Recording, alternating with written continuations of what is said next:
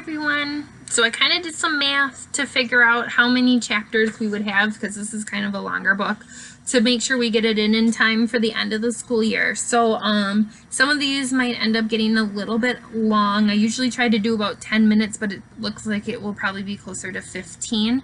So hang with me. I'm just trying to make sure that we get through the whole book before you all leave for summer, okay? So with chapter 11, we find out that even though they live in a really wonderful neighborhood, that people don't realize that they're struggling. Jackson's family, that they don't have much food, they can't pay the bills, and they are going to have to leave their apartment because they can't pay for rent. So it sounds like they're very much down on their luck right now, and I'm really hoping that things change for them. So let's read to see what comes of this. All right. I finally fell asleep, but around 11 I woke up. I got up to go to the bathroom, and as I headed down the hall, I realized my parents were still awake. I could hear them talking in the living room. They were thinking of places we could go if we couldn't pay the rent. If I don't become an animal scientist, I would make a great spy. My mom said, how about Gladys's and Joe's? My parents' place, or my dad's place. They live in an apartment in New Jersey. My dad said they only have one extra bedroom. Then he declared, plus, I couldn't live under his roof. He's the most pig-headed man on this planet. Second most pig-headed, said my mom. We could try borrowing money from our families. My dad rubbed his eyes. Do you have any rich relatives I've never met? I see your point, said my mom. Then she said, how about my dad's cousin in Idaho, who has a ranch? Or her mom in Sarasota, who has a condo, or her old buddy Cal, who lives in Maine in a trailer. My dad asked which of those people would take in 2 adults, 2 children, and a dog who eats furniture. Besides, he said, I didn't want to accept anyone's handouts. Do you realize we can't live in the minivan again? My mom said. No, my dad said, we can't. Aretha's a lot bigger. She'd take up the whole middle seat. Plus, she farts a lot, my dad said. Who knows? Sunday at the yard sale, somebody might give us $1 million for Robin's old high chair. Good point, said my mom. It comes with extra Cheerios stuck to the seat. They fell silent. We should sell the TV, my mom said after a while. I know it's ancient, but still. My dad shook his head. We're not barbarians. He clicked the remote, and an old black and white movie came to life. My mom stood. I'm so tired. She looked at my dad with her arms crossed over her chest. Look, she said. There's nothing at all wrong with asking for help, Tom. Her voice was low and slow. It was the voice she used when a fight was coming. My chest tightened. The air felt thick. There's everything wrong with asking for help, my dad snapped. It means we've failed. His voice had changed too. It was sharp and hard. We have not failed. We are doing the best that we can. My mom gave a frustrated groan. Life is what happens to you while you're busy making other plans, Tom.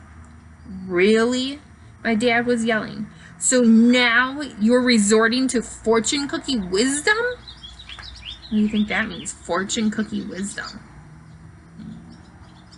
So if you eat a fortune cookie, you crack it open, there's always a little piece of paper in it, and that's going to tell you your fortune. So one might say something good is about to happen, or take the chance that comes your way, something like that, where it's very broad. So by her saying that life is what happens when you're busy, he's saying that sounds like it's something that you would get out of a fortune cookie. So now we're resorting to fortune cookie wisdom. What's going to help put food in our kids' mouths? Well, refusing to ask for help isn't going to. We have asked for help, Sarah. We've been to that food pantry more times than I care to admit. But in the end, this is our problem to solve. My dad shouted. You're not responsible for getting sick, Tom, and you're not responsible for my getting laid off. My mom threw her hands in the air. Oh, what's the point? I'm going to bed. She slipped into the bathroom, or I slipped into the bathroom as my mom stormed down the hall. She slammed her bedroom door so loudly the whole house seemed to tremble. I waited a few minutes to be sure the coast was clear. When I headed back to my room, my dad was still on the couch, staring at the gray ghosts moving across the TV screen. Chapter 12. I didn't sleep much after that. I tossed and turned, and I finally got up to get some water. Everyone was asleep. The bathroom door was closed, but the light was sneaking out of the cracks. I heard humming. I heard splashing. Mom? I said softly. Dad? No answer. Robin? No answer. More humming. It sounded like, how much is the doggy in the window? But I couldn't be sure. I thought about whether it might be an ex-murderer, but taking a bath didn't seem like an ex-murderer kind of thing to do. I didn't want to open the door. I opened the door an inch more. More splashing and sudsy blobs floated by. I opened the door all the way. Crenshaw was taking a bubble bath. What? Chapter 13. I looked at him. He looked at me. I flew into the bathroom, shut the door, and locked it. Meow, he said. It sounded like a question. I did not say meow back. I did not say anything. I closed my eyes and counted to 10. He was still there when I opened them. Crenshaw seemed even bigger up close.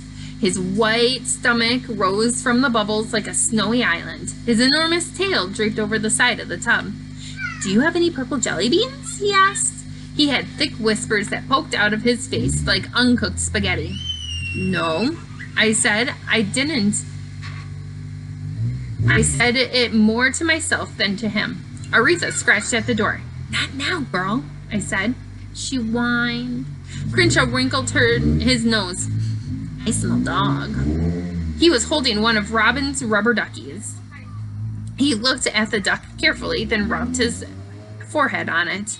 Cats have scent glands by their ears, and when they rub on things, it's like writing in big letters. This is mine. You are imaginary, I said in my firmest voice. You are not real. Crenshaw made himself a beard out of bubbles. I invented you when I was 7, I said, and that means I can uninvent you now. Crenshaw didn't seem to pay any attention. If you don't have purple jelly beans, I said, red will do in a pinch. I looked in the mirror. My face was pale and sweaty. I could see Frank Crenshaw's reflection. He was making a tiny bubble beard for the rubber duck. You do not exist, I said to the cat in the mirror. I beg to differ, said Crenshaw. Aretha scratched again. Fine, I muttered. I eased open the door an inch to make sure no one else was in the hallway listening to me talk to an imaginary cat.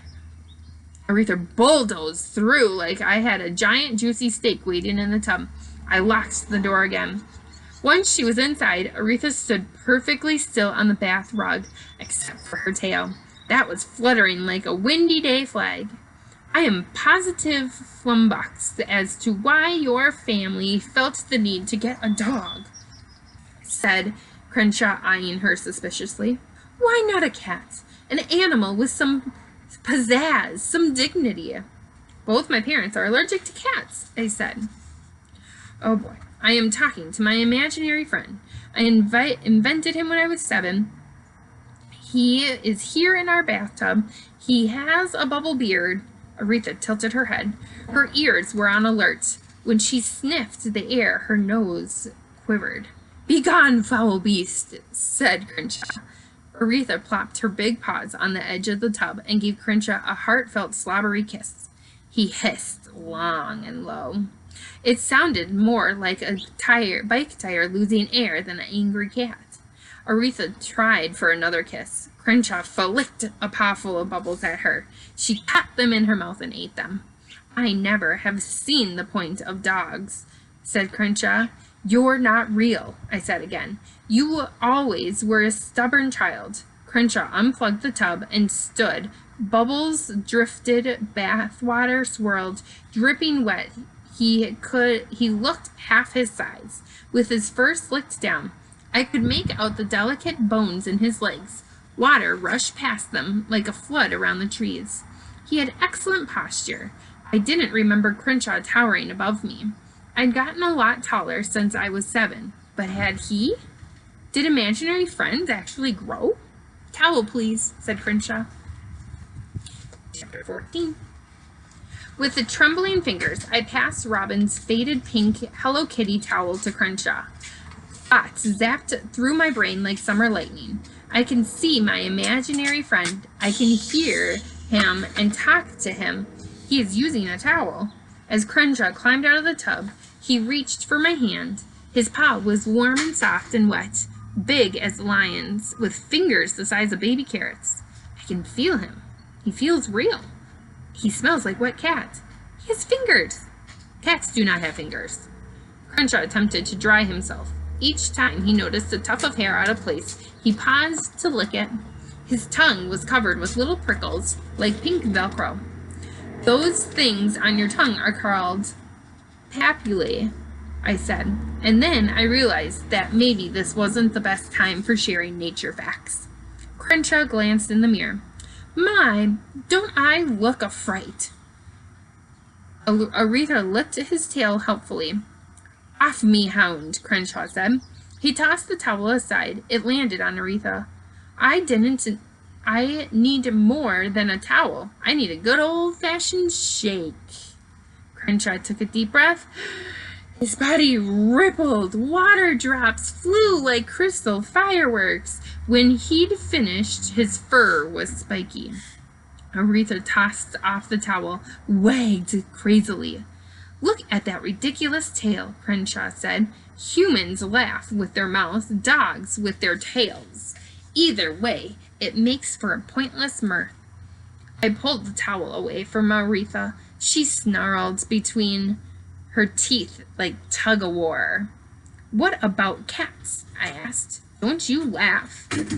I am talking to a cat. A cat is talking to me. We smirk, Crenshaw said. We sneer. Rarely we are quite amused. He licked his paw and smoothed a spike of fur near his ear. But we do not laugh. I need to sit down, I said. Where are your parents? And Robin? I haven't seen them in ages. Sleeping. I shall go wake them. No! I practically screamed it. I mean, let's go to my room. We need to talk. I'll leap on their beds and walk on their heads. It'll be amusing. No, I said. You will not walk on anyone's heads. Crenshaw reached for the doorknob. His paw slipped off when he tried to turn it. Would you mind? He said. I grabbed the knob. Listen, I said. I need to know something. Can everybody see you? Or is it just me? Crenshaw chewed on one of his nails. It was pale and pink, sharp as a new moon sliver. I can't say for sure, Jackson. I'm a bit out of practice. Out of practice doing what? Being your friend. He moved to another nail. Theoretically, oh boy, only you and me can see. But when an imaginary friend is left to his own devices alone and forgotten, who knows? His voice trailed off. He made a pouty face, far between anything Robin could pull off. It had been a long time since you left me behind. Perhaps things have changed. Perhaps the fabric of the universe has unraveled just a tad. Well, what if you are visible?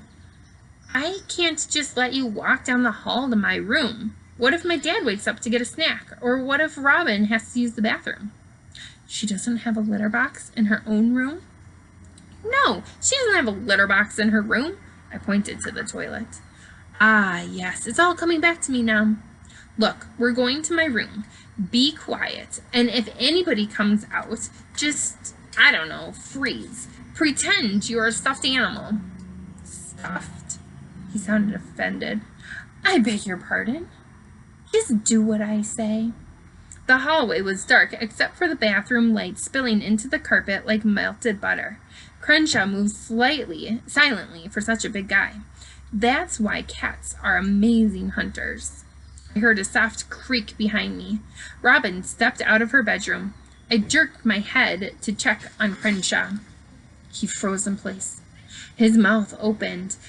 His teeth were bare, like one of those dusty, dead animals on display. Have you seen those before? On a display as a natural history museum. Jax, said Robin in a slurry voice. Who are you talking to? Let's see if she'll see if Robin sees Crenshaw in chapter 15 next time. Bye, everyone.